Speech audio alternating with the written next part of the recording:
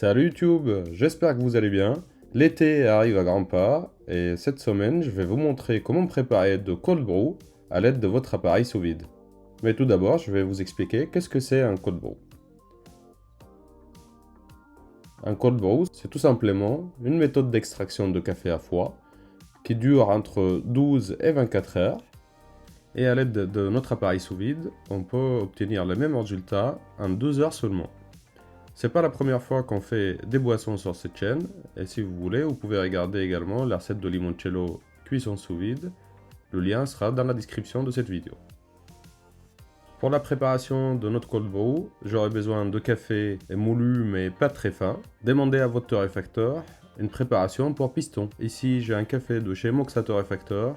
Si vous êtes dans la région lyonnaise, essayez-les, ils sont top. Pour cette préparation, je vais utiliser un ramequin en verre avec un couvercle et un caoutchouc étanche, mais vous pouvez utiliser un sac sous vide normal, ça marche aussi. Je dispose le café dans mon ramequin et puis je le couvre avec de l'eau 5 fois de son volume. Je mélange bien avec une cuillère.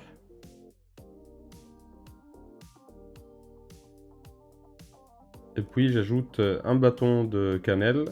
C'est optionnel, vous pouvez ajouter les épices que vous voulez, par exemple de la badiane ou de cardamome, mais c'est pas obligatoire. Je ferme bien le ramequin avec son couvercle, et voilà, c'est prêt à partir en cuisson.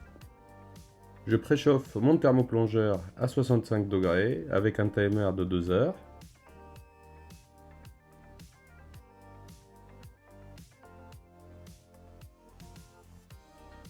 Et une fois l'eau est arrivée à température, je plonge le ramequin dans le jacuzzi.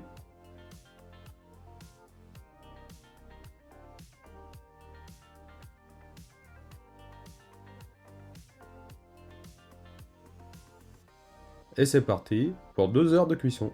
En attendant, je vous invite à s'abonner à la chaîne et liker cette vidéo. Une fois la cuisson terminée, je protège ma surface de travail avec un torchon. Et puis je sors le ramequin de son jacuzzi. Et je fais gaffe à mes doigts parce que l'eau est bien chaude. Et puis je le laisse refroidir à température ambiante. Une fois le ramequin est bien refroidi et que je peux l'ouvrir sans me cramer les doigts, je déclipse le couvercle et j'ouvre le ramequin.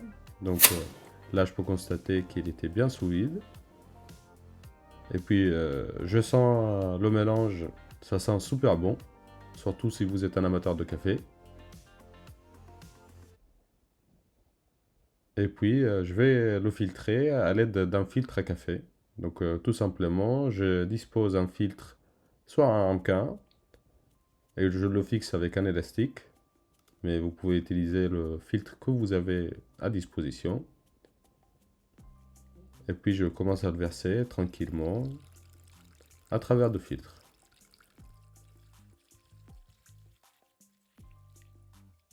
Dès que j'ai terminé de récupérer toute la quantité de café préparé, je vais transvaser ce mélange dans une bouteille en verre. Donc à l'aide d'un entonnoir, je verse mon mélange dans la bouteille. Et ce type de bouteille est parfait pour le stockage de ce mélange parce qu'elle se ferme avec un clips et il y a un petit caoutchouc sur le bouchon. Mais si vous n'avez pas une bouteille comme ça, vous pouvez utiliser tout simplement un bocal en verre avec un couvercle. On peut facilement garder ce mélange pendant 2 semaines. Moi personnellement j'ai gardé plus longtemps que 2 semaines et on l'utilise quand on a envie d'un bon café bien frais. Donc avec quelques glaçons, on dispose d'une bonne dose de notre mélange.